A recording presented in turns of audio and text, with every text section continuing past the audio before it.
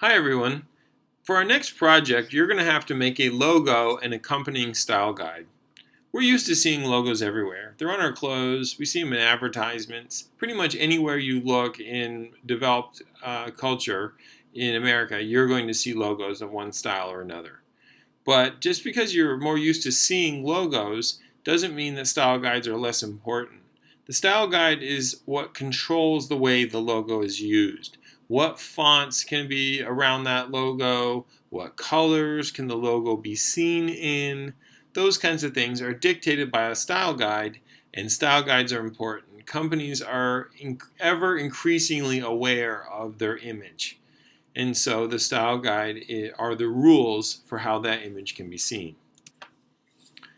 We're working with a field called semiotics when we're dealing with logos. You've been dealing with linguistics since birth. Your parents talked to you. Your parents taught you letters, how to read. You studied it from as soon as you got into school. And that's linguistics. And language is important. Like, for example, in the media, there was a recent discussion about how when white athlete fans, like for example, a baseball team loses the World Series and the white fans of that baseball team riot, they are called rowdy. But when African American people riot after police brutality, they often are called thugs. And so that is linguistics, and that is important. Calling someone rowdy is sort of fun. Calling someone a thug is not fun. And so linguistics matter in our culture. Well, just as linguistics matter in our culture, semiotics matter as well, and that is use of imagery. And you'll see the word signs. Well, signs is a wide term that doesn't mean just a street sign. It can mean a photograph, it can mean a drawing, it can mean anything. And so when you see signs, that is in semiotics language, it's a general term for an image. Let's break it down to the most basic points. There's the representamen, okay? That's the thing that is being viewed. It's a piece of media. It can be a photograph. It could literally be a sign, like a street sign. It could be a drawing. It could be an image on television or on the web. But that's the representamen. Then we have the interpretant. The interpretant is what's conjured in the mind of the person who sees it. And that's where generally things go wrong. Everybody who's interested in diversity has their own reason. Mine is a practical one. That you have to understand that there's a lot of different ways that images can be interpreted wrong, or not wrong, but interpreted differently by different people. And so therefore, having a diverse group of people in your design firm is important. And then the object is the thing that is supposed to be represented.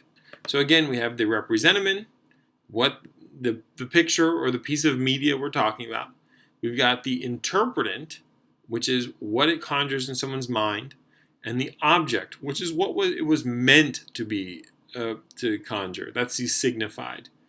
Okay, and so I always jokingly call it the interpretant goes wrong. Okay, when you see something where you look at an advertisement, you're like, oh my God, what was that person thinking? Well, often you can sort of make out what the person was thinking.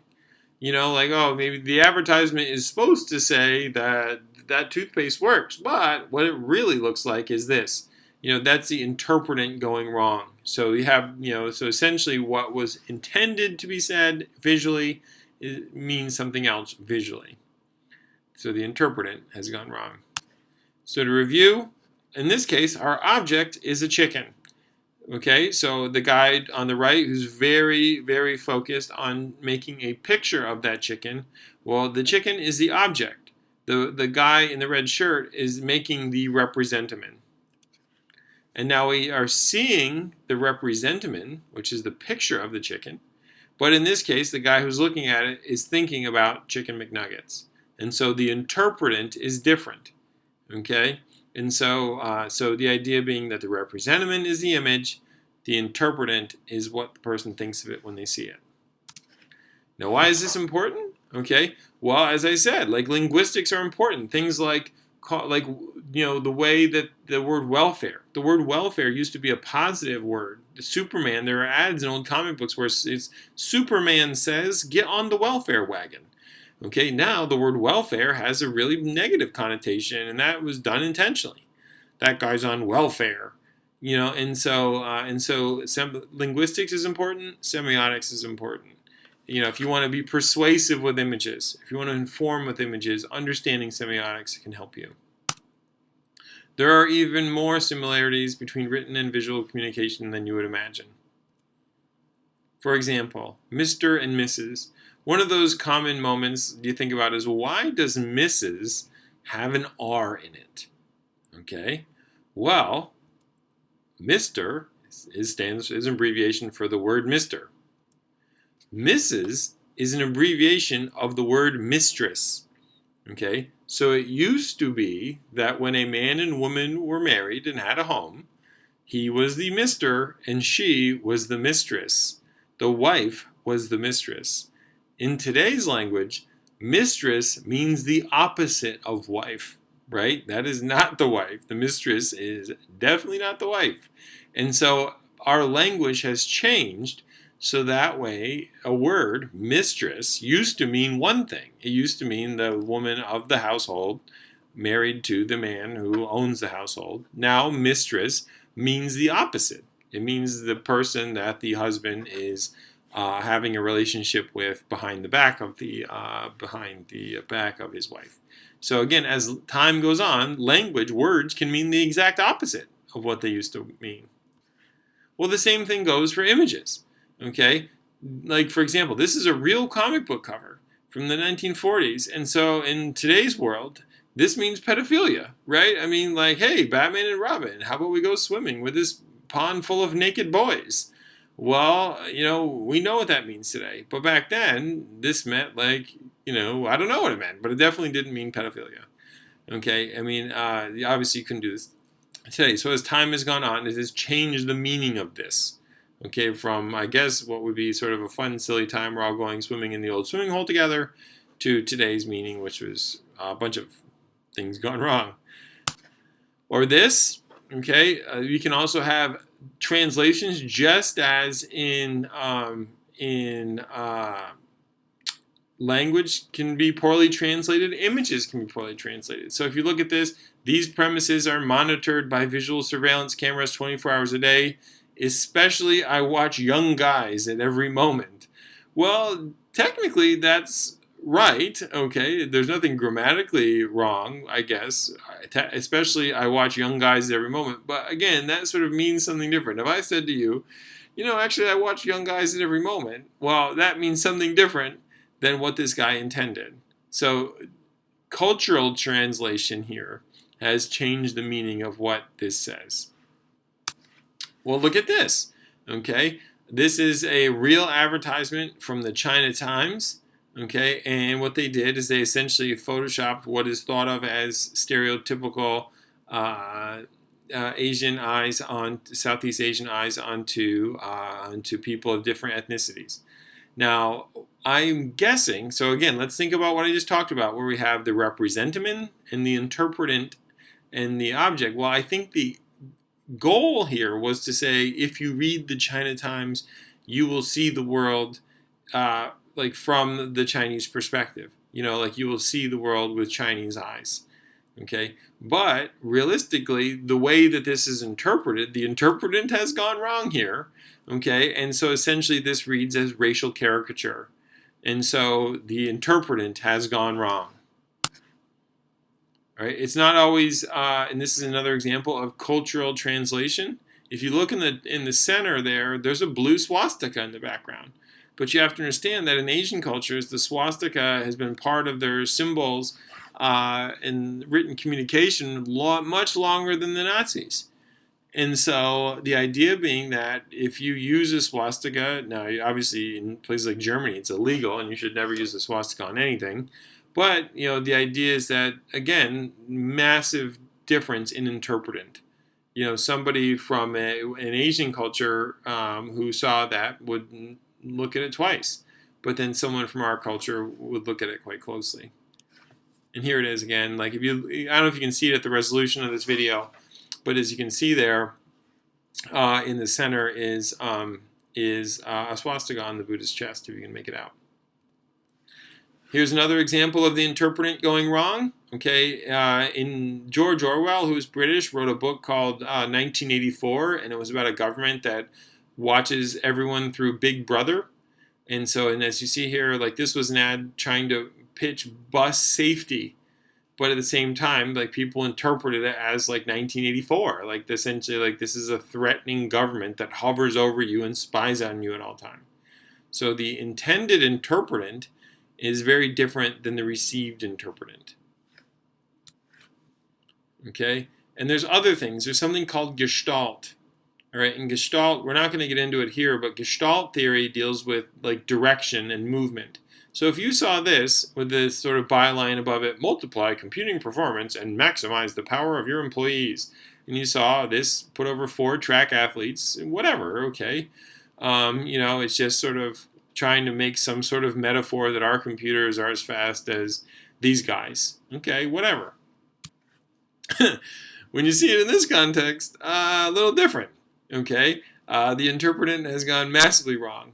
Now, I mentioned something called Gestalt theory, and so if you look at the arrows here, like these are pointing downwards. Okay, and in Gestalt, it's sort of the overall direction and motion. Well, first off, that this is it looks like 6 African American men bowing to a white man. Terrible. Okay, the interpretant has gone wrong. Like if you're an African American person and you see this, hopefully you're most likely you're going to identify or just you're going to be much more likely to notice this than someone who is white, I'm guessing. Okay, and so again, the way that this is interpreted is, oh God, I just can't believe that anyone would not catch this. Okay, and so anyway, but the interpretant has gone drastically wrong here for good reason. Okay, and so when we're talking about semiotics, okay, so you have the big things. You have the object itself. You have the object, whatever you're meant to show somebody. You have the interpretant, what's conjured in the mind, and then you have the representament, which is the image. But those images, the representament, the images, there's also categories of those. Okay, like what we were talking about before is sort of the mechanics. This is the actual objects. We've got the icon. Okay, and the icon is what you see. Okay, and so for example, in this case, I mean a man and a woman. So I'm showing you a man and a woman, and there's no other interpretation of this other than a man and a woman. Okay, so when you have an icon, you are showing them a picture of the thing you are talking about. For an indexical sign, now I know to some of you might think, well, that's just a picture of a man and a woman. It's not. Okay, look at these 2 characters in the center here. What you're seeing is 2 people that are identical in every way other than that one of them has a dress on. And so realistically, what you're seeing in this bathroom sign is 2 people and a dress, right? I mean, if you think about the entire content, the guy is naked. And so therefore, what we're saying is we're associating the dress with femininity, and so it's saying dress means female. So it's essentially showing us something associated with women to indicate women. That is an indexical sign. When you show us something associated with the thing that you mean, it's an indexical sign. Often with fire, they show smoke, for example. And then lastly, symbols. You have to know something. Okay, like these have nothing to do with male and female. Okay, why does a circle with an arrow on it mean dudes? Who knows? Okay, and so there is a reason I know. It's Aries. But at the same time, like there's no distinct real reason why these things mean male or female. This is also an icon. Okay, and so in this case, like it's a fairly realistic painting of 2 people. So that's also considered an icon when you're showing them an image of something.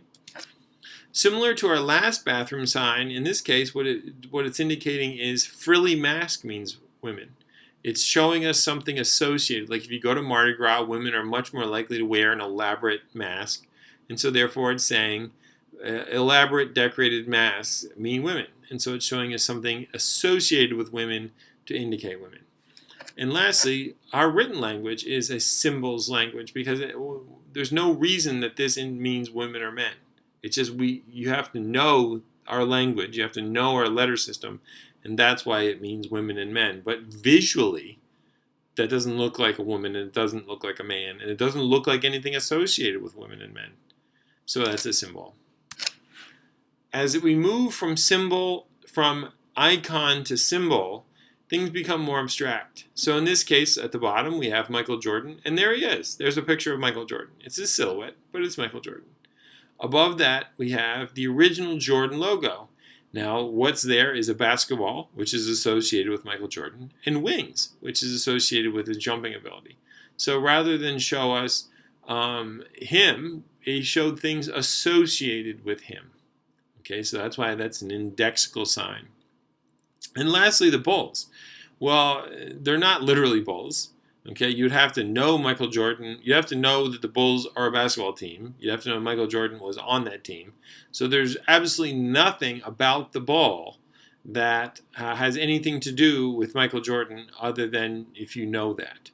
Okay, like if you watched Michael Jordan practice for a day, you would see a basketball and probably some really high jumps. So that's why the ball and the wings, that's an indexical sign. But the bull, that has nothing to do with Michael Jordan. He's on the team, but you have to know that. And so it's more abstract as time goes on. So again, if we're talking about icons, there's our icon of Michael Jordan. I actually was more of a Charles Barkley fan, but if it looks like the thing it's supposed to represent, it's an icon.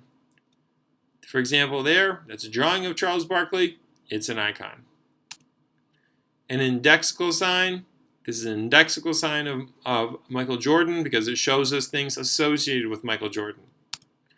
And these are other indexical signs. That up there, well, that's a lipstick smudge, right? But to you, it's kiss because we use this to indicate a kiss, okay? Or showing a footprint to indicate a shoe, all right? So you're not showing the shoe, you're showing the footprint. Well, that's an indexical sign. It's something associated with it.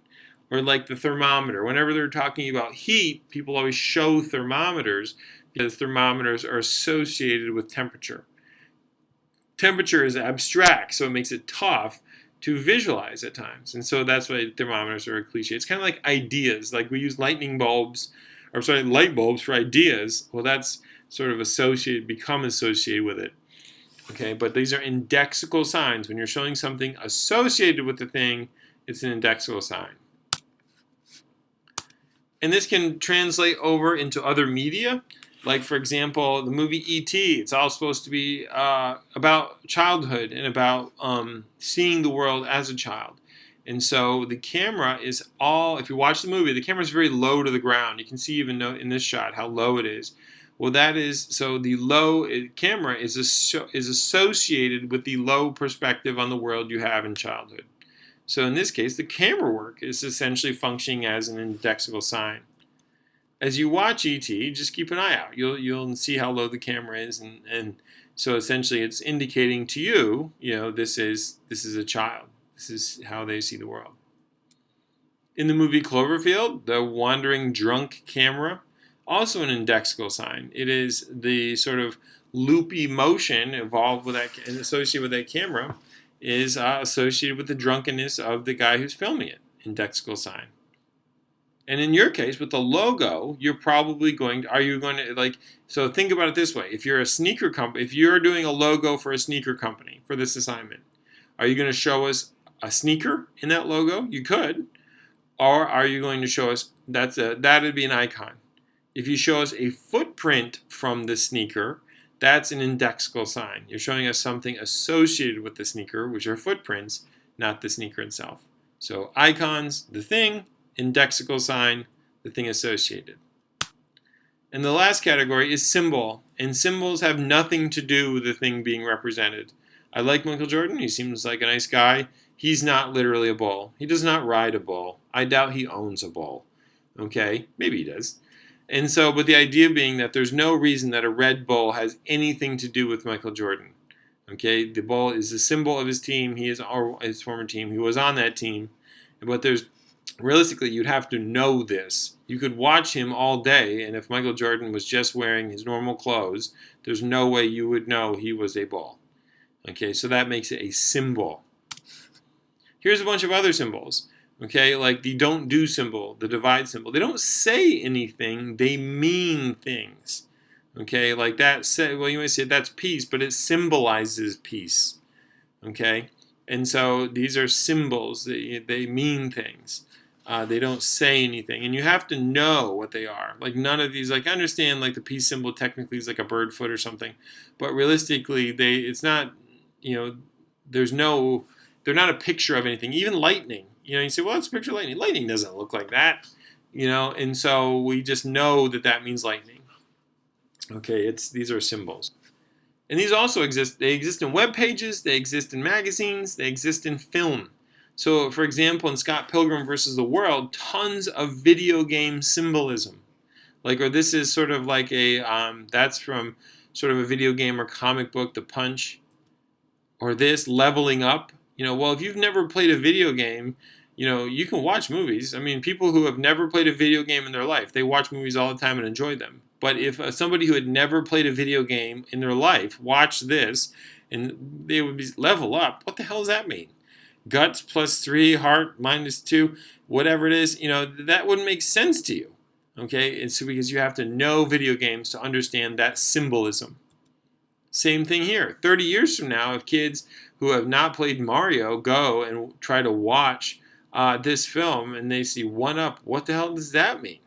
You know, and so again, like this is symbolism. You have to know video game culture to understand Scott Pilgrim fully. In the movie The Departed, Martin Scorsese's film, the people who die. Now, when someone dies, if you're drawing a dead body or something, you draw X's through the eyes. Well, in this case, anybody in The Departed who's going to get killed has an X by them. See the X? See the X? See the X? Okay? And so the idea being that this is use of symbolism. This guy dies. Surprise. And so anyway, but that's where we see the X's marking people who died. X in our culture, you know, especially on human eyes, means death. And so, but you have to know that, you know, when you die, you don't actually get X's on your eyes, duh. So you have to know the idea of X, meaning death, and then you understand the symbolism more. One of my favorite directors, Wes Anderson, uses symbolism, visual symbolism throughout his films. So in this case, like we have the family, this is from the Royal Tenenbaums. You know, everybody or many people experience this in their teenage years where you have that torn, where you have your family on one side and then you have the culture that you have fallen in love with on the other side. You know, and like generally your family doesn't like the same music as you. So you're torn. You know, you love your family, but you love the Beatles or you love Fugazi or something. Okay, and so anyway, so this is beautiful symmetry representing it. And his movies are known for symmetry. Where when you watch a Wes Anderson film, you can almost always cut it down the middle and it's sort of balanced on both sides. Notice the candles in the background, that kind of stuff. You know, he'll line things up. He does this, you know, throughout almost every one of his films. You know, again, centered, like they even sort of tried to center it against the window in the background. And so, and you watch any of these films, but then this movie comes out, it's called The Grand Budapest Hotel. And The Grand Budapest Hotel, it has a lot of the same Wes Anderson symmetry in it. The difference is that it's not symmetrical. Like if you look in this case, this shot, like if I'm a Wes Anderson viewer, I'm looking for where's the guy on the other side? There's supposed to be someone on the other half of this. And there's not someone on the other half. Why not? Same thing here. You know, if this is a Wes Anderson shot, I'm used to, there should be another maid or something on the other side. But then you realize the first act of the Grand Budapest Hotel is about loneliness. These are all lost souls bouncing around this giant empty hotel. And so the lack of symmetry represents the loneliness, that things are off balance. You know, that there are, where you would expect someone to be, there is no one. And so you have to understand Wes Anderson's films in order to understand the symbolism in this film. Even here. You know, again, a very symmetrical shot, but not symmetrical. Okay? And so, again, but you have to know Wes Anderson's films and the way he uses symmetry to understand what is there. So symbolism requires prior knowledge for understanding. These are big headers. Okay, and so it's not just this or that. Okay, there are sort of interesting blends of things, like where we might have an icon and an indexical sign kind of in between those two things. Let me explain how, so when you look at a picture, that's just an indexical sign. Sometimes it's sort of a combo. Here's a great example. Okay, this is Edgar Wright. He did movies such as Shaun of the Dead, Hot Fuzz, a bunch of films. He did a sitcom called Space. He's sort of beloved by nerds. When he signed on to do Ant-Man, people were thrilled. It seemed like the perfect movie for him because he does action movies that are also kind of funny. That's what he's known for. And so anyway, the idea being when he signed Ant-Man, well, it's a superhero whose powers come from ants. So it's not exactly the most serious thing in the world, but at the same time, it's a Marvel movie. So people want action, but they know it's got to be a little bit funny. So when people found out Edgar Wright was making this movie, they were absolutely thrilled. Problem was, he quit about halfway through production. And when he quit, he tweeted this image. I love this image because it's a combination of symbols, icons, and indexical signs. And so understanding semiotics helps you understand this image. What you're seeing is an image there of Buster Keaton. Buster Keaton was a very famous silent film actor. And he was an independent actor. He could act, when you're independent, he could act for anybody he wanted to. He was in control of his career. But then at one point, he signed a giant exclusive contract with MGM Pictures. And he regretted it almost instantly. He lost control of his own career.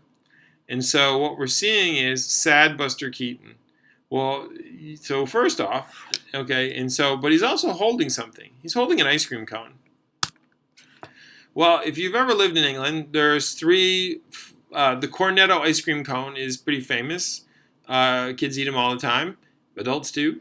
And three of their most popular flavors are vanilla raspberry, which comes in a red package. There is the chocolate Cornetto, which comes in a blue package. And then there is the pistachio Cornetto, which comes in a green package. Now, why would Edgar Wright tweet out that picture of him holding a Cornetto? Well, Edgar Wright has made he's made more than this, but his three most famous films are Shaun of the Dead, Hot Fuzz, and The World's End. They're called the Cornetto trilogy. And they all star Simon Pegg and Nick Frost. Well, if I asked you what color do you associate with zombie films like Shaun of the Dead, you're probably going to say zombie films, lots of red with blood. Okay, if I said what color do you associate with the police, you're probably going to say blue. And when I say what color do you associate with aliens, because The World's End is an alien invasion film, you're probably going to say green. So that's why these films by Edgar Wright are known as the Cornetto trilogy. We've got red, blue, and green all represented just as three flavors of Cornetto. Now that is an indexical sign. It is the colors that are associated. Now the Cornetto trilogy is based on the colors that are associated with those film genres. We associate red with zombies, blue with police, and green with aliens, because that's associated with what you see in those films.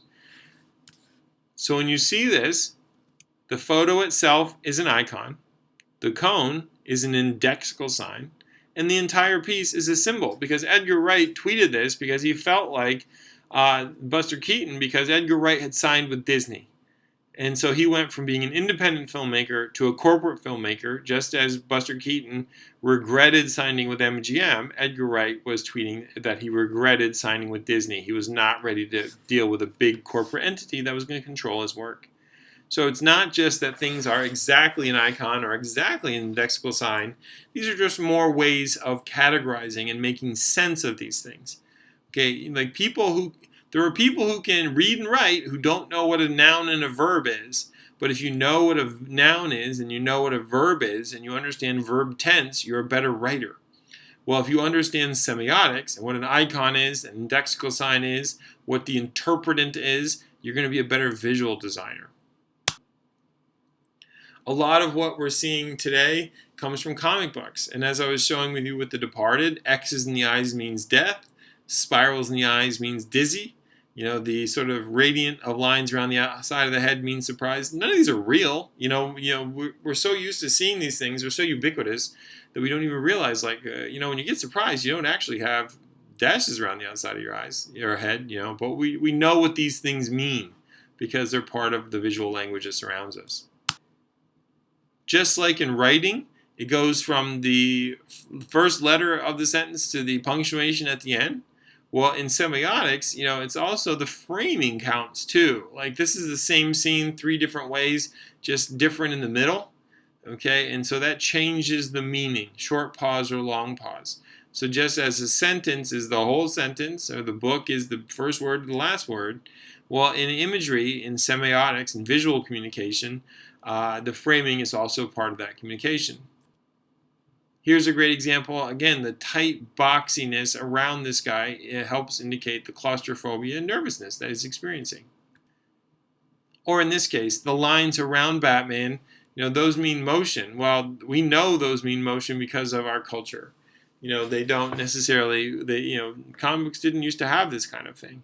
And so we just know. And so this is, again, how, it's kind of like how you know the definition of words. It's not like somebody explained the definition of every word to you. You just sort of figured them out. Well, a lot of this has sort of been culturally figured out by us. Or this, okay, that's technically what the name of that is called, the Grolix. But, if you see a cartoon character and he has a bunch of sort of random characters coming out of his mouth, we know that means like anger or swearing. Why? Who knows? Okay? But essentially that is part of our sort of, as our verbal language has evolved, the visual language that surrounds us has also evolved. And earlier I showed an example of sort of a meaning lost in translation, but realistically, those can be funny and weird. But also, though, cross-cultural pollination can make our visual language more robust. Now, people your age grew up in things like Teen Titans, okay, the late 90s Teen Titans show. Well, when I was a kid, very small amounts of Japanese cartoons and comic books came to the United States. And often they were very heavily edited. So I didn't grow up with manga and anime symbolism. That was not around me. And so watching somebody with a bubble coming out of their nose, which means sleep, that's foreign to me. I didn't know what that was until well into graduate school. Okay? And so or the chibi thing, where essentially the cartoon character's head gets real big and the body gets small and flailing. Well, these are visual communications tools that come from Japan that have now been assimilated into a lot of American visual communication. And it's just like verbal communication. We didn't have, the word burrito. We didn't have the word pizza. But then luckily people from Italy and people from Mexico came to the United States and then brought their culture and then brought their words. And so the English language is full of words taken from other languages, and just as our visual world has lots of things from other languages too. All right, so let's cut directly to logos. All right, this is what you're going to make. Here's an example I mentioned in class. That's LeBron James' first logo. Okay, and in one of my classes, I asked people to describe it. And it was sort of cute. They're like, well, there's an L that goes into the B, and then there's a 23, and then there's like a crown in the bottom left-hand corner. And if it takes you that long to describe a logo, it's a crap logo. Okay? That's one of the most basic things you have to understand, is that if it takes you a long time to describe a logo to someone, and even then they don't really understand what it looks like, it's a bad logo. Okay? This is the first LeBron James logo. It's a bad logo. Okay, and there's an L, and I think a B, or is that a 3, and then is there a J in there, or am I just imagining that J? Bad. Okay, if I showed you this for 10 minutes and then covered it up and said, draw me a picture of it, you would not be able to draw a picture of it. Bad logo. The original Apple logo, also a bad logo. Okay, it's got some text around the outside. Notice that you can't read the text because it doesn't work small here, and so it doesn't work. And so this one is, if you made this, like, even at this size, which is pretty big, I still can't read this text around the outside of the frame. I can read Apple Computer Company, but I cannot read the text. If you look, there's a kind of a picture frame there, and there's some text around it. I can't read it at this resolution, so it doesn't work small. The second Apple logo, which came out in '77, had the rainbow, and so the problem here is that what if you are going to make an Apple shirt? Is it still in rainbow? Does it have to be in rainbow? And so again, this is a font, this is a logo that close, but it didn't work in black and white. And lastly, this one, okay, this is the last Apple logo, which has the sort of the chrome sort of look to it. This was like around the G4 era, right? And so all these logos were eventually abandoned. Now, I know the last two Apple ones have the same silhouette, but they're not what Apple uses today. Now, why are all these logos not necessarily the most successful logos? Yeah, the second one, this worked well, but still, why do they change it? Well, there's some basic concepts with logos, and 4 things you have to remember. Successful logos are memorable and describable. That's what was wrong with the LeBron James logo. Okay? The LeBron James logo is not memorable, it's not describable. All right? I mean, you can kind of remember that it sort of looks like maybe a mutant Chinese character or something, but at the same time, you're not going to memorize it enough to draw it. Even if anyone can draw a bad attempt at the Nike swoosh, but nobody can draw the LeBron James logo from memory. Scalable, that's what was wrong with that Apple logo. It didn't work big or small, or it didn't work small, I'm sorry. So, by the time you shrink that down so it's going to fit on a polo shirt, it's just going to be a little blob. So it's not scalable. It has to work big and small. It has to work in black and white and color. Okay, that was the problem with the Apple rainbow logo. Okay, is that it's not going to work in black and white and color. And the same thing actually for the second one, the Chrome Apple logo also really isn't going to work in black and white and color. Okay, and so good logos work in both of those things. And also, it has to be relevant to the topic and it has to be clever. Okay, and clever, it doesn't have to be the most clever thing ever, but it has to definitely be at least relevant to the topic. So let's look how they fix these things. There's the new LeBron James logo at the top, and actually below the lion is the one they replaced it with. And I saw another one actually that had it had a 23 in the crown. These are easily describable. Like the top one is there's an L, there's a J, and they're back to back, and the crown is sitting on the lower part of the L and the J. Done, described. Okay, and so so describable, a little bit more memorable than that sort of gibberish one we saw earlier, or the lion. It's a lion with a crown on, and then 23 or LB or something or LJ is in the crown. Okay, describable. Now, maybe the person is going to picture it perfectly in their head, but they at least are going to picture something closer than what we saw with the first one. This is the current Apple logo, and as I was talking about in the Edgar Wright example, how some things are sort of a combo. Well, the Apple logo, it's an icon because it's a picture of the apple, but then it's an indexical sign because it's showing us a bite that is associated with people.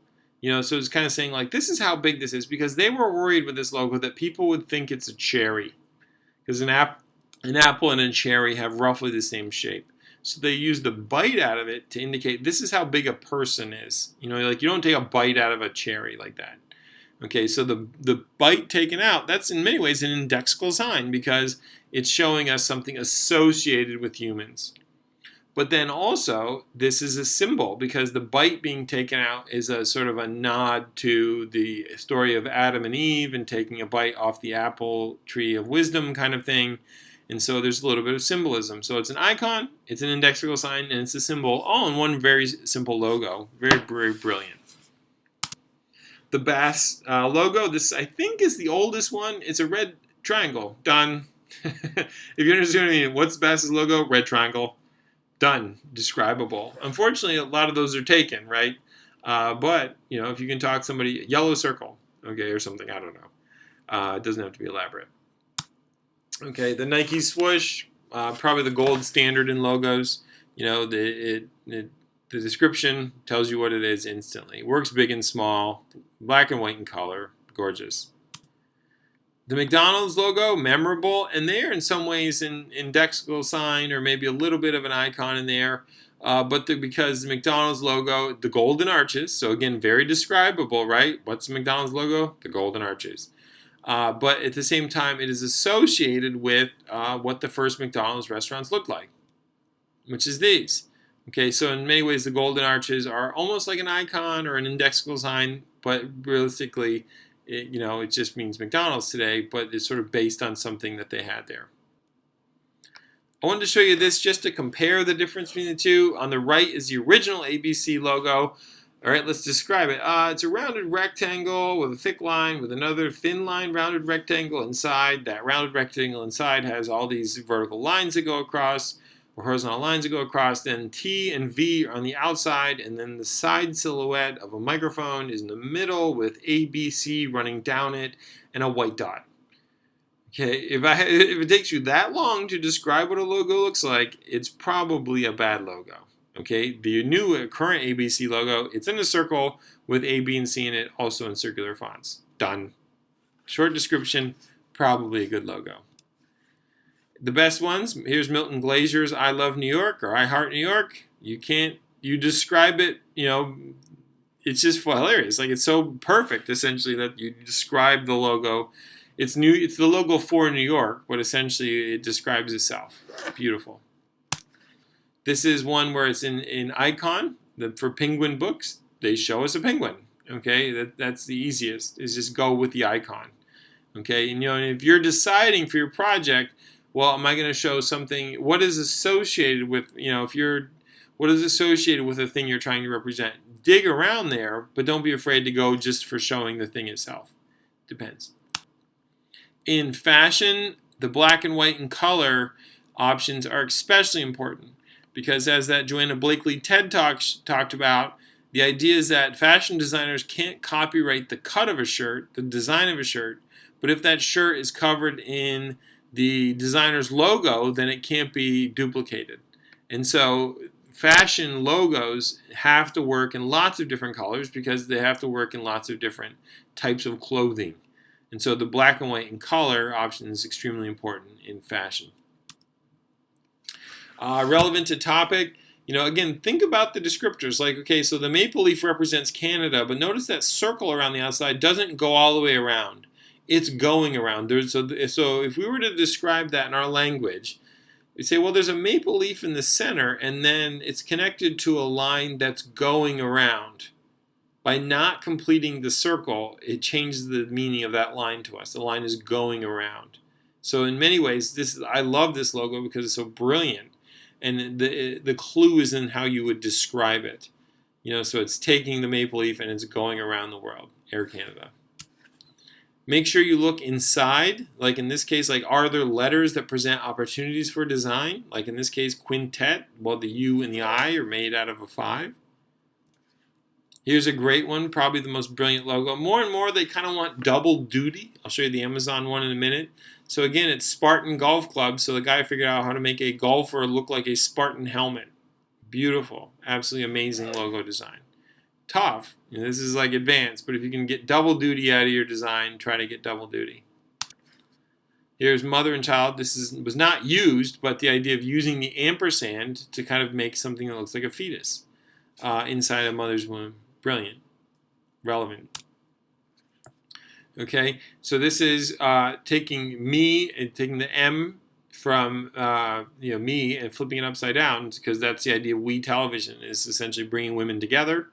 And so using that, using the M to sort of turn it on, so symbolic, of moving from individual to the group. And again, as I said earlier, just look at the letters. Is there any, if you're doing a logo for something, is there something in that letter, in that logo, that can help you? The Google logo, sans serif was done because sans serif is old, looking in the past. Now it's no longer gone, and that indicates Google's sort of coming forward as a forward-linking company. They're not just a search engine. Now, when we're sorting them, okay, so you have to think about the sort of the mechanics, the representamin, the interpretant, and the object. You have to think about what type of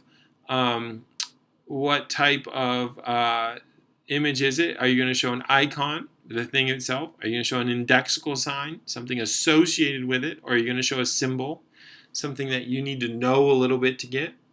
Okay, and then also think about the typography. Okay, well, we've got 3 types. We've got ones that are all letters. Okay, that's a typographic, and somebody actually asked me in class about this. A typographic logo is all letters. I don't want you to do that for this assignment. We've got type and mark. That's kind of combines a picture and words. And then we have just mark, which is like Mercedes-Benz, where you just see the symbol. Then you also have to consider the typography. Are you going to use a serif or sans serif font? Are you going to, what kind of stroke are you going to use? Thick or thin? Cap height or X height? Are you going to use tall letters or blocky letters? And are you going to use a diagonal stress or not? Let's look at some examples. Here's the PBS logo. Now the image we're seeing is sort of obviously meant to represent PBS's diverse audience. But then look at the font at the bottom. They chose a serif font, probably to indicate sort of a nod at PBS's more classical programming. But at the same time, it's a slab serif. And that makes it easier to read from a distance, and that in many ways probably is a nod to its children's programming. And they picked a bold, thick stroke because their logo is not a delicate logo. It's a thick logo, and so therefore they went with a font to match. So they matched the font. They said, okay, look at our logo. It's kind of angular. If you look at the shapes in the head's logo and the shapes in their letters, it's pretty similar. Here's the Amazon logo, another one that's doing double duty. Okay, and so because what that arrow, you see the arrow there, well, it means from A to Z, but it also means a smile. Double duty. Okay, and then also if we're looking at the typography, they used Amazon in bold and then .com, so you know the address, but also to remind you that the name of the company is Amazon. And then notice that their Z bends up at the bottom. That's sort of to continue the smile metaphor. In FedEx, if we're talking about type, this is where we have tight control of X height and cap height. So that way the top of the lowercase x at the end forms the triangle with the E, FedEx. Okay, and so again, tight font control as part of the design. Hopefully you've seen this one. This was designed by a guy named Howard Kogan. He was actually a faculty member in strategic communication. And so in this case, what he did is he inserted an icon of the waterfall, picture of the waterfall for the eye, and then he also used the all caps for gorgeous, essentially to emphasize the pronunciation he's trying to get, like it's gorgeous. If you say, the louder you say the word gorgeous, the more it sounds like gorgeous. And so that's what he's trying to say. And also the thick font, it's a 70s thing, but also the sort of, it's like laid back, playful, cartoony, relaxed, a thick font that's got nice fat curves on it. Nice work. All right, here's the old Burger King logo versus the new one. Notice it's got that swirl to kind of indicate motion, like maybe you're going to get your food quick. If you go through the drive-through versus the old one, it's very static. It's just not moving. It's like Burger and King slapped on a bun. And so again, the change of the logo to sort of indicate that's like your diagonal stress, essentially. Here's Con Edison using, and there's lots of these. It just will just basically you take the letters and play with them. This kind of work though is going to be harder in Photoshop. You probably want to learn Adobe Illustrator. Same thing here. Where essentially this would be, you could do this in Photoshop theoretically, probably best for Illustrator. The logos that just use type often are going for more elite brands. Like Miller beer, hopefully you've never drank a Miller beer in your life, but the idea being that Miller beer says, like if you look at it, the Miller brand, the champagne of beers. Okay, Coors used to market itself as a luxury brand. Okay, and then both of these, both Miller and Coors actually had similar script logos, and so they combined them here. But it's sort of, the sort of underscore kind of, to me, looks like the kind of thing you'd see on like a bar league softball jersey. So it's sort of, it's a nod to the sort of theoretically elite beer status of both Miller and Coors in the past, but also the long emphasis underneath, kind of a nod to their sort of bar league sort of roots. Same thing here with Saks Fifth Avenue, very elite brand, and so lots of sort of extraneous curves and design. Avis, so pretty simple logo, but notice it's got a horizontal stress on it to indicate you're going forward. Mobile, okay, now mobile used to have a Pegasus, a red Pegasus, and so the red O is in some ways just reminding people of the red Pegasus. But in this case, the red O is designed so people pronounce it correctly, mobile, not mobile, like mobile. You know, so the O in this case is to make them pronounce the O. Very clever. And then we have logos that are just a mark. Okay, like the Mercedes-Benz symbol symbolizes air, water, and land, and then the tiny pointer at each end of those points represents precision. Okay, and so lots of symbolism in here. You have to understand that symbolism. Okay, but at the same time, like, it's a bold move, man. When you go with just the trademark, you're kind of saying, like, you got to know this. Or in some cases, you're kind of like maybe trying to intrigue somebody. Like when Shepard Fairey first did the obey, he just put them up all over the place. So people are like, what the heck is obey? All right, and so there's reasons to go with just a mark. And it's either that you're confident enough in the brand that you don't need words, or maybe you're trying to intrigue people. Like this is the Rolling Stones, and kind of like this is an indexical sign because it's kind of associated with Mick Jagger's lips and mouth, but at the same time it's sort of symbolic of their attitude towards sort of culture, at least back when they were a rebellious band. You know, people used to think that the Rolling Stones were literally devil worshippers, and so just a mark. Here's Wendy's, you know, that sort of fresh-faced, wholesome face as an icon, but it's symbolic of food. Yeah, but you have to be careful of this. Now, Wendy's is based on a real person, Wendy, and so that's fine. But if you are going to use a person as a symbol, be careful there.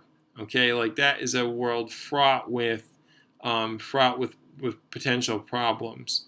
And so I would avoid using people to symbolize things, especially specific people.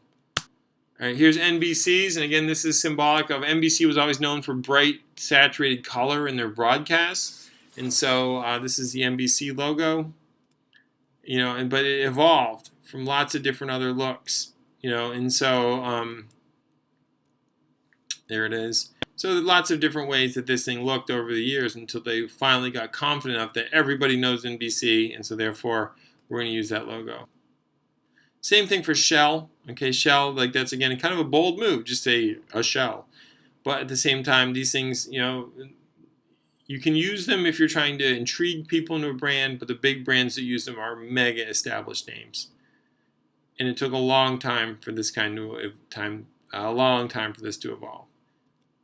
So for your project, you have to decide, are you going to use an icon, a realistic image of something that you want to represent, an indexical sign, something that's associated with your client, or a symbol where you need to have prior knowledge. You're also going to think about what font is going to be used. Are you going to use a serif font or a sans serif font? You know, are you talking about something tough and aggressive, so you're going to use a font with sharp corners, or are you talking about a blanket manufacturer, so you can use soft rounded corners? You know, what kind of stroke, a thick or thin stroke, a vertical or slanted stress? Is it like implying motion or not? And are you going to have a low cap height or a high cap height? You know, do you want squat, blocky letters to imply strength, or do you want long flowing letters to associate with comfort or beauty? And remember that any logo has to be memorable and describable. It has to work, and it doesn't have to be elaborate. You know, it's like, you know, it doesn't. It just should be something you can describe quickly. Does it work in black and white and color? Does it work big and small? And does it work relevant to your topic?